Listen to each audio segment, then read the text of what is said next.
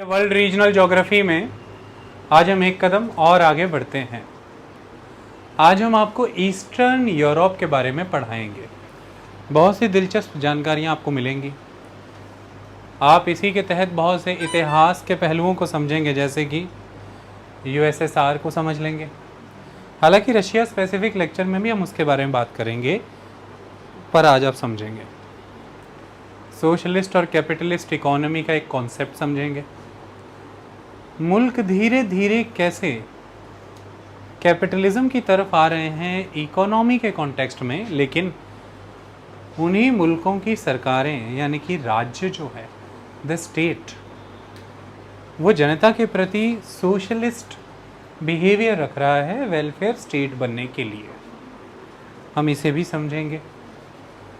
Individual के rights यानी कि प्राइवेट प्रॉपर्टी राइट्स कितने महत्वपूर्ण हैं, और राज्य की शक्तियां क्या हैं आपका लैंड एक्वायर करने की। ये दोनों रिलेशन ही है ना। देखिए, सोच के देखिए विचारों को। ज़मीन है और सवाल खड़ा होता है कि अधिकार किसका है। सिंपल भाषा ज़मीन लिखते हैं, खाली अंग्रेजी में लैंड भी लिख लेते हैं। ये ई पाठशाला वाले पहले तो एंड्रॉयड 11 के साथ ऐप नहीं दे रहे थे, अब कर दिया होगा अपडेट, तो अब छोड़ नहीं रहे। चलो, ज़मीन, तो एक सवाल बड़ा पैदा होता है, राइट किसका है? लोगों का, द पीपल, या द स्टेट? किसका राइट है भाई? स्टेट का है ज़मीन पे राइट या पीपल का? उदाहरण के तौर पर हम पंजाब में रहते हैं, तो राइट किसका है? प्रितपाल का या पंजाब सरकार का? सरकार अर्थात यहाँ पे स्टेट। ये सवाल है मेन। लोग कहते हैं कि हमारा राइट है प्रॉपर्टी पे, राइट टू प्रॉपर्टी। स्टेट कहता है कि हमारा राइट है प्रॉपर्टी पे, ज़मीन पर, क्योंकि हमें सड़कें बनानी है, रेलगाड़ी की पटरियाँ बिछानी है, बस स्टैंड बनाने हैं, रेलवे स्टेशन बनाने हैं, स्कूल्स, कॉलेजेस, इंडस्ट्रीज़ बनानी है, तमाम हॉस्पिटल, सब कुछ बनाना है। ज़मीन पे हमारा अधिकार है। एक लंबे समय तक इस धरती पर ये जंग चली कि अधिकार किसका है, राज्य का है या नागरिकों का है। अब मैंने सही शब्द प्रयोग किया।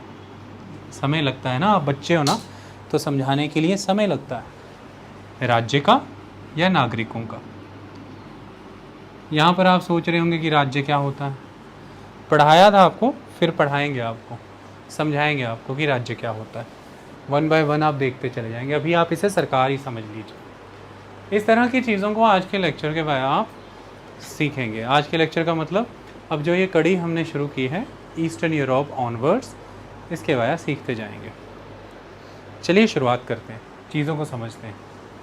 पहले हम ईस्टर्न यूरोप को देख लेते हैं, कौन कौन है इसमें। चीज़ें काफ़ी इजी हो जाएंगी करणवीर, इतना ही समझ के देखना। बड़ा अच्छा सा मैप है ये, खूबसूरत सा। देखिए, यूरोप है ये। सबसे पहले तो हम इस रीजन को समझ लेते हैं रीटा। ये ब्लू वाला एरिया, ये ब्लू वाला एरिया रशिया का वो हिस्सा है जो यूराल माउंटेन के वेस्ट में है। रशिया का वो हिस्सा जो यूराल माउंटेन के वेस्ट में है, तो इसे भी आप यूरोप ही में काउंट करते हैं। इसे भी यूरोप ही में काउंट करते हैं। ओके, ये मॉस्को भी इसी रीजन में आती है, रशिया की राजधानी। तो ये तो हो गया वो वाला रशिया।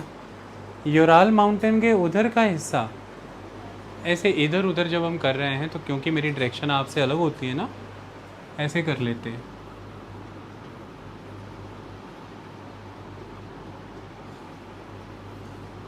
यूराल माउंटेन के इधर का हिस्सा यूरोप में, यूराल माउंटेन के इधर का हिस्सा एशिया में।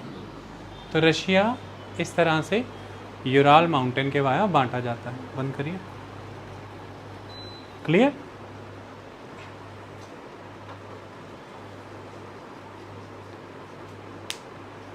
इसको छोड़ दीजिए। अब आप आ जाइए इधर। ये जिनमें कोई कलर नहीं है, नीचे ग्रीस भी इसी का हिस्सा है, देखिए।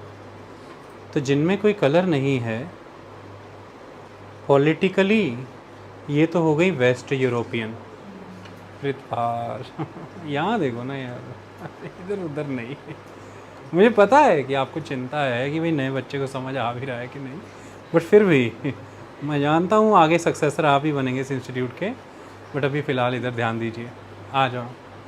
तो पॉलिटिकली ये जिनमें कोई रंग नहीं है, ये वेस्टर्न यूरोप है, और जिनमें रंग है ये ईस्टर्न यूरोप है। तो दो हिस्से हुए, वेस्टर्न और ईस्टर्न। मैंने क्या बताया, ये पॉलिटिकली, जैसे सिंपल सी बात है। पॉलिटिकली आप देखिए, वेस्ट पंजाब पाकिस्तान के पास चला गया और ईस्ट पंजाब इंडिया के पास रह गया। ये वेस्ट और ईस्ट शब्द यहाँ पर पॉलिटिकल है, क्योंकि आपने एक रेखा बना रखी है, एक लाइन ड्रॉ करी है, उसके इधर और उसके उधर। लेकिन इस वेस्ट पंजाब में भी ज्योग्राफिकली देखें तो नॉर्दर्न, सेंट्रल और साउदर्न हिस्से तो आते होंगे। इसी तरह से ईस्ट पंजाब में भी नॉर्दर्न, सेंट्रल और साउदर्न रीजन तो होंगे, है कि नहीं? तो इसी तरह से इस वेस्टर्न यूरोप में हमने देखा था, ये वाला नॉर्दर्न यूरोप था, ये वाला सेंट्रल यूरोप था, और ये जो नीचे कंट्रीज़ हैं, स्पेन, इटली, ग्रीस, पुर्तगाल, ये सारा साउदर्न यूरोप था। तो वेस्टर्न यूरोप के अंदर भी नॉर्दर्न, सेंट्रल और साउदर्न यूरोप, पॉलिटिकली वो वेस्टर्न यूरोप है। इसी तरह से ये ईस्टर्न यूरोप में एक तो रशिया हो गया, अलग ही हो गया। हम जब ईस्टर्न यूरोप को पढ़ रहे हैं तो मेन हमारी कंट्रीज़ कौन सी हैं? ये ग्रीन कलर की कंट्रीज़ पहले देखिए कौन सी हैं। ये ग्रीन कलर की कंट्री वो हैं भाई विष्णु, जो सीधे सीधे यूएसएसआर का हिस्सा थी, union of Soviet socialist Republic. पढ़ेंगे हम, समझेंगे हम क्या है।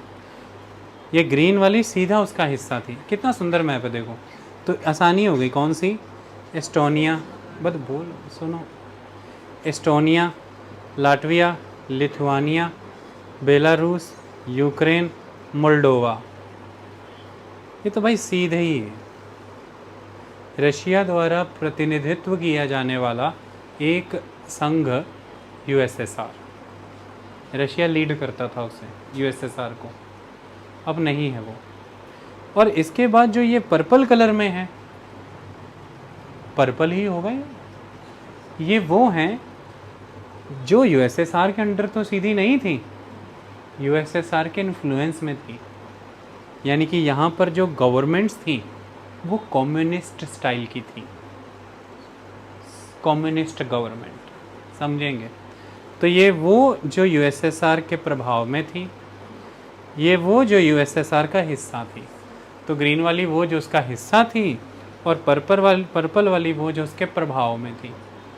इतना फ़र्क याद रखना। कभी कोई कहे कि वे पोलैंड यूएसएसआर का हिस्सा था, नहीं, प्रभाव में था। चेक Republic, Hungary, Romania, Slovenia, Croatia, Bosnia, Serbia, Bulgaria, Albania, ये सारी की सारी ये यूएसएसआर में थी, प्रभाव में थी, यूएसएसआर में नहीं थी, ये प्रभाव में थी। ओके, प्रभाव भी ख़त्म हो जाएगा 1991 में। यूएसएसआर नाम की ये बॉडी कोलैप्स कर जाएगी, तो ये प्रभाव भी ख़त्म हो जाएगा। इसी का हमें जिक्र करना है, इसी की तो पढ़ाई करनी है, इस प्रभाव की। ऐसे में ये जो काली सी लाइन गुज़र रही है, ये काली वाली लाइन, तो यहाँ पर देखिए डब्बे में लिखा है ईस्ट यूरोप बाउंड्री, ये ईस्टर्न यूरोपियन बाउंड्री है। यानी कि काली वाली लाइन के उधर वेस्ट यूरोप है, काली वाली लाइन के इधर ईस्ट यूरोप है। तो इसका मतलब ये पर्पल, ये ग्रीन, सारा ही ईस्ट यूरोप का पार्ट है। लेकिन उसमें से पर्पल वाला यूएसएसआर के अंडर नहीं था, पर ये जो ग्रीन वाला है ये यूएसएसआर के अंडर था। क्यों? यहाँ पे दूसरी लाइन आ गई, सोवियत यूनियन बॉर्डर। ये ईस्ट यूरोपियन बाउंड्री है और ये है सोवियत यूनियन का बॉर्डर। क्लियर कहानी? तो मतलब हम अभी ऐसा कुछ जिक्र कर रहे हैं, हम जिसे डिस्कस कर रहे हैं दैट इज़ ईस्ट यूरोप।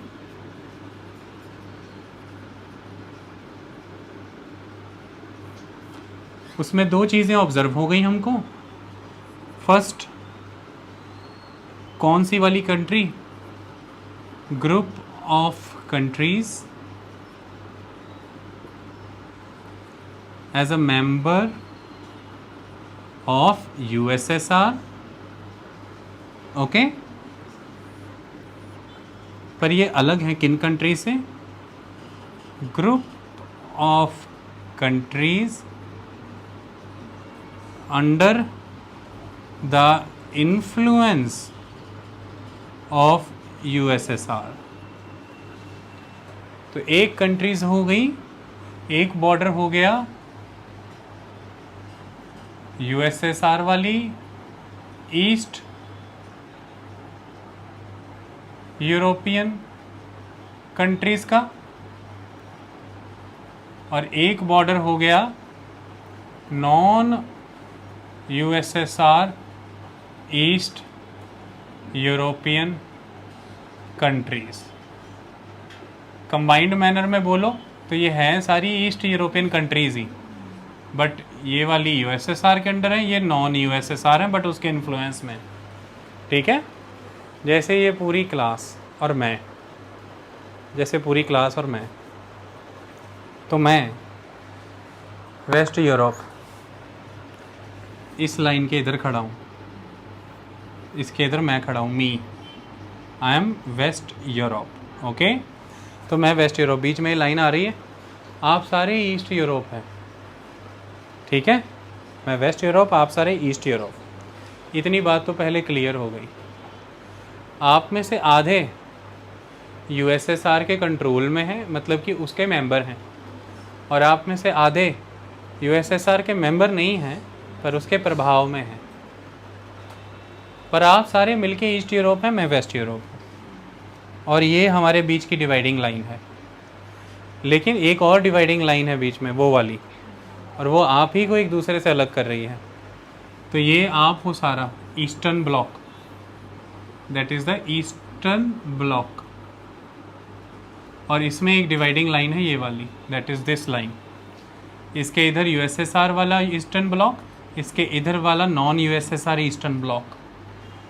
समझ में आई बात? किसी को कोई डाउट है भाई? सोच लो। ये अभी करेंगे हम, आइडियोलॉजिकली कौन किसके अंडर है वो पढ़ेंगे, पहले हम पॉलिटिकल डिमार्केशन करेंगे। ठीक है, इतना समझ में आ रहा है? चलिए अब पहले अच्छी बातें करते हैं थोड़ी सी। वो कौन सी अच्छी बातें होती हैं? मतलब आपके चेहरे पे मुस्कुराहट लाने वाली बातें, जो आपको कॉन्सेप्ट और अच्छे से समझाएं। आप मुस्कुराते तभी हो ना, एक तो तकलीफ़ जब पहुंचा लेते हो तब भी कई लोग मुस्कुराते कहते बन गया अपना काम, हो गई समस्या उसको। ये पहली अच्छी बात। ये पूरा ग्लोब है ना? कहाँ रहती हो पलक? इंडिया में ना? उंगली कहाँ रखूँ? यहाँ? तो यहाँ से उड़ के चली गई यहाँ, ये यूरोप है पूरा, छोटा दिख रहा है यहाँ पे। इंडिया एशिया का पार्ट है, ये हम यूरोप में आ गए। ये देखिए एक ओशियन है, अटलांटिक ओशियन, ये इंडियन ओशियन। अब इस यूरोप को बड़ा करते हैं ध्यान से।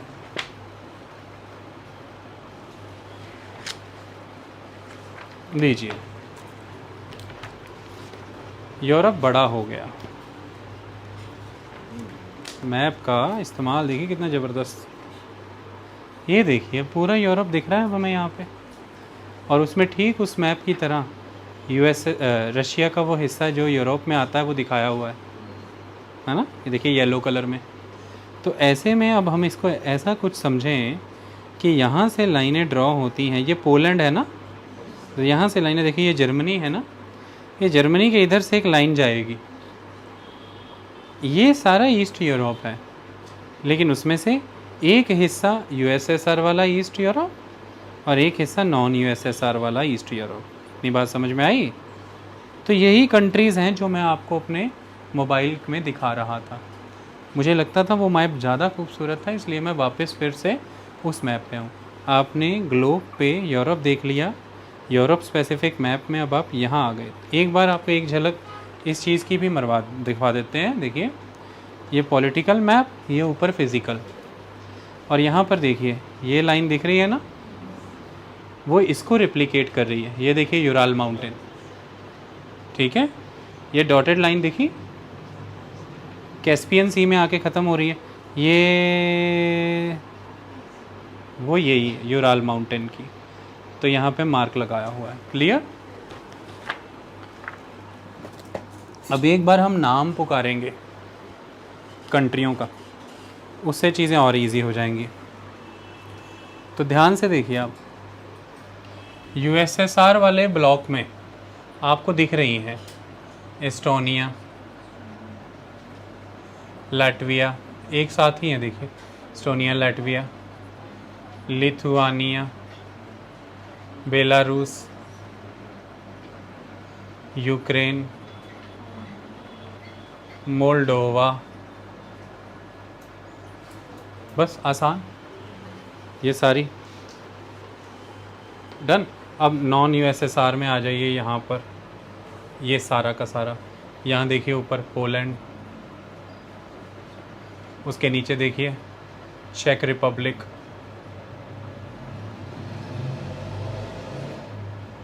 ये कभी एक पूरी कंट्री होती थी चेकोस्लोवाकिया, इसके बदले में देखिए स्लोवाकिया, देखिए पोलैंड, चेक, स्लोवाकिया, देखिए हंगरी,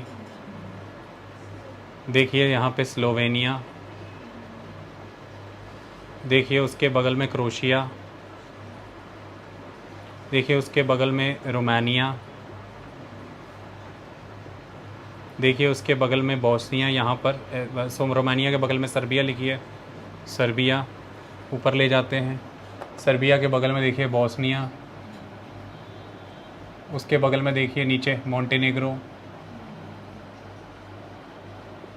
उसके नीचे यहाँ पे देखिए कोसोवो, उसके नीचे यहाँ पर देखिए मैसेडोनिया, उसके नीचे यहाँ पर देखिए अल्बानिया, और उस तरफ जाइए तो देखिए रोमानिया के नीचे बुल्गारिया, नीचे ग्रीस है, वो नॉन कलर्ड है, इसका मतलब वो साउथ यूरोप का हिस्सा था। तो ये सभी कंट्रीज़ देखिए ध्यान से, यूएसएसआर के अंदर आने वाली ईस्ट यूरोपियन कंट्रीज़ में Estonia, Latvia, Lithuania, Belarus, Ukraine, Moldova, जिसका लगभग बॉर्डर रशिया को टच हो रहा है। और उसके आगे देखिए पोलैंड है, फिर चेक रिपब्लिक है, स्लोवाकिया है, उधर हंगरी है, स्लोवेनिया है, क्रोशिया, रोमानिया, उसके बाद यहाँ पर Serbia, Bosnia, Montenegro, Kosovo, Macedonia, Albania, Bulgaria. ये इन्फ्लुएंस में थी, ये सीधे यूएसएसआर का मेंबर नहीं थी। इसमें अब आपसे कभी कोई गलती तो नहीं होगी? You clear? वेरी गुड, यही चाहता था मैं, हमारी पिक्चर दिमाग में सेट हो गई। डन।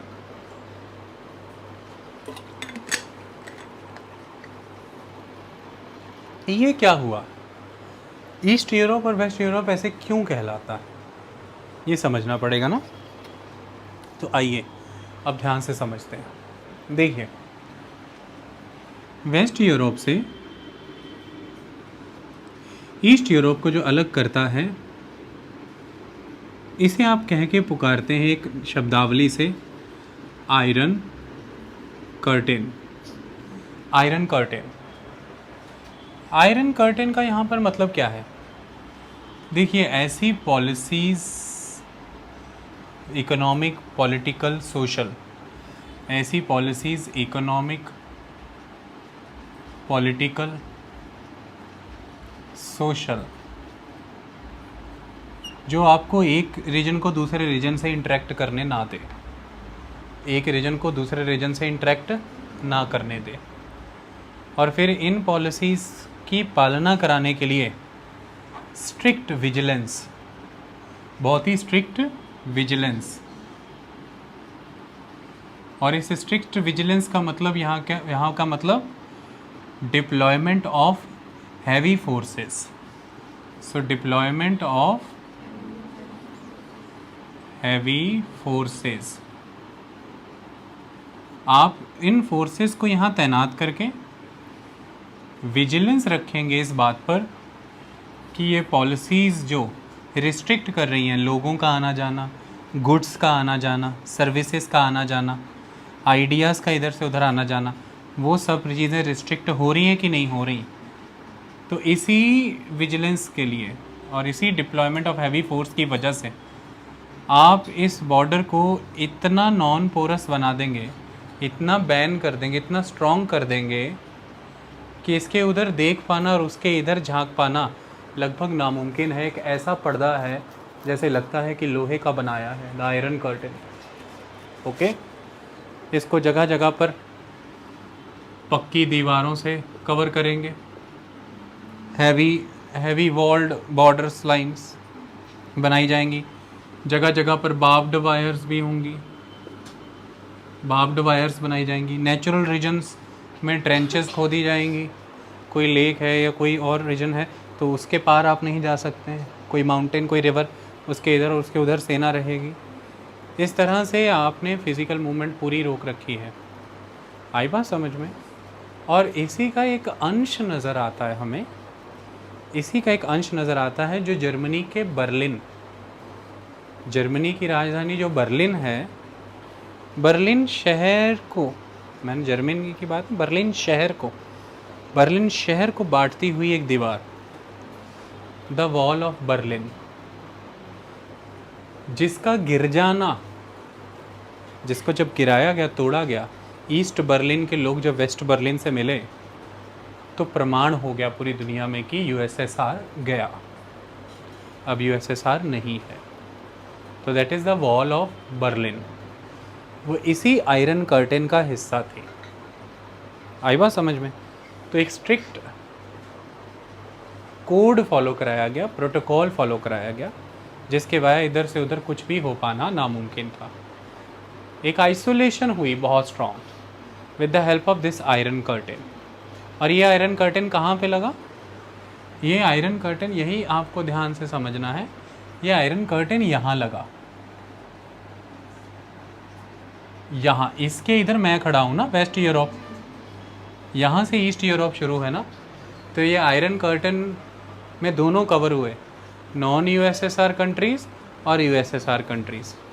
कई बार आप गलत कर सकते हैं कि आप आयरन कर्टेन यहाँ इमेजिन करें कि यूएसएसआर का जो मेंबर कंट्री थी वो तो ठीक थी, लेकिन उसके इधर जो कंट्रीज़ थी जो नॉन मेंबर थी वो तो वेस्ट यूरोप के साथ इंटरमिंगल होती थी, घुलती मिलती थी, नीतियाँ पालन होती थी। ऐसा नहीं है। वेस्ट यूरोप के आगे जाते ही जैसे ही ये नॉन यूएसएसआर वाली but under the influence of USSR वाली कंट्री शुरू होती हैं, यानी कि बिल्कुल पोलैंड के वेस्ट से, जर्मनी के ईस्ट से ये आयरन कर्टेन शुरू हो जाता है। मतलब मैं अगर आपको एक लाइन यहाँ पर दिखाऊं तो आप किस लाइन को आयरन कर्टेन मानेंगे? वो इसको मानेंगे, this eastern European boundary line जो है, this is the iron curtain. ठीक है मोहित, क्लियर? ये iron curtain. Such words in the newspaper, in the editorial sections, in the news channel, healthy news channel discussions, and everywhere you will observe these words: West Europe, East Europe, countries under the Eastern Europe but non-USSR, countries under Eastern Europe but USSR, the Iron Curtain, the dividing line, the Wall of Berlin. Such words will always be there. नहीं पता होने की वजह से concept read भी उस हिसाब से नहीं करेंगे पर्पस क्लियर नहीं होगा तो कभी भी ऐसा कॉन्फिडेंस नहीं आएगा कि कुछ पढ़ा है या कुछ समझा है। That is the problem. Map से जुड़ी बात मुझे लगता है हो गई। अब मुझे लगता है कि कोई ऐसी नीड इसकी नहीं है, काम हो गया। दोबारा करेंगे जब कंट्री वाइज आएंगे। अभी आगे बढ़ते हैं। तो इतनी बात मैं समझा पाया? हमारे दिमाग में मोटा मोटा इतना बैठ गया।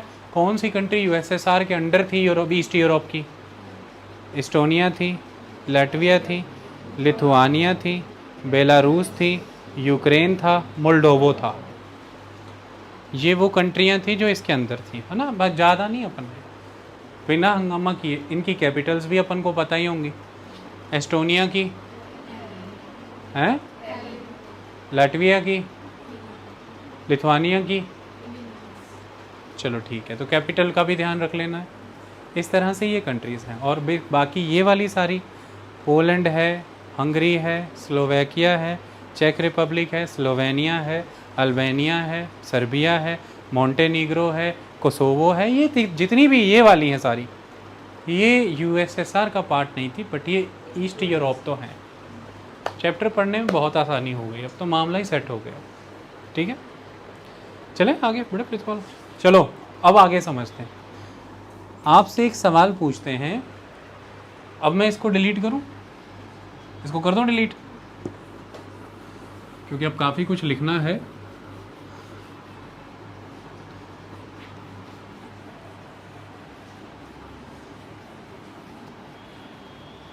अब चलिए वहीं आ जाते हैं। ये मैंने ओवरऑल वैसे बना क्या दिया है ये भी ईश्वर ही जानते हैं, पर जो भी है ये वैज्ञानिक है।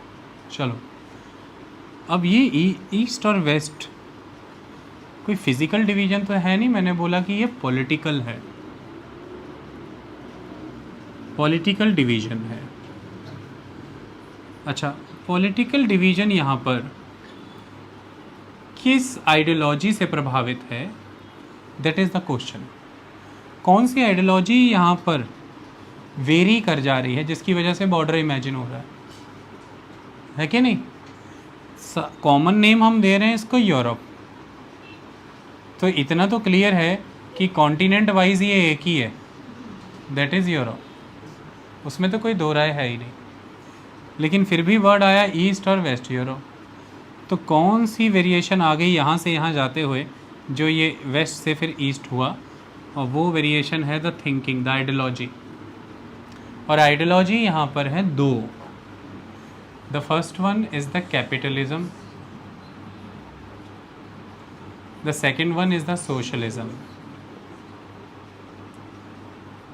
Capitalist, the socialist. तो द वेस्ट यूरोप जो है यहाँ पर जिस आइडियोलॉजी से प्रभावित है वो कैपिटलिस्ट है, यानी कि कैपिटलिज्म, और ईस्ट यूरोप सोशलिज्म। यहाँ पर जब मैं सोशलिज्म की बात करता हूँ तो मैं मार्क्सिस्ट लिखना चाहूँगा। सोशलिज्म में भी कई सोशलिज्म है, जैसे फैबियन सोशलिज्म भी है, यहाँ पे हम मार्क्सिस्ट लिख देते हैं। और सोशलिज्म का भी एक और आगे फर्दर और वर्जन जो आएगा वो इसको प्रभावित करेगा, दैट इज़ द कम्युनिस्ट। तो कम्युनिज्म, कैपिटलिज्म पूंजीवाद, सोशलिज्म समाजवाद, कम्युनिज्म साम्यवाद, ये प्रभावित करेगा इस रीजन को। आप सोशलिज्म तक कहानी रखिए। तो ईस्ट यूरोप किससे डोमिनेटेड था? सोशलिज्म। तो आप गाड़ी लेके यहाँ से चले चले चले चले चले चले यहाँ जब पहुँचे तो आगे कुछ बदल गया, और वो जहाँ से बदला वहाँ पे लाइन ड्रॉ कर दी गई, और वो थी विचारधारा बदल गई। समाज, अर्थव्यवस्था, राजनीति, संस्कृति, सोसाइटी, पॉलिटिक्स, इकोनॉमी और कल्चर, अब सब कुछ विचारधारा पर बना होगा। तो आप अचानक से कहेंगे कि ये तो बहुत बदल गया यार, सारा चेंज दिख रहा है यहाँ पे। तो there will be a line. फिर गाड़ी रिवर्स की, वापस इधर को आई तो फिर चेंज। आपने कहा फाइनली मैं वहाँ आ गई जहाँ से मैं चली थी। That change is a change of perspective, ideology. Okay, तो इसी पर फिर इसी सोशलिज्म की सोच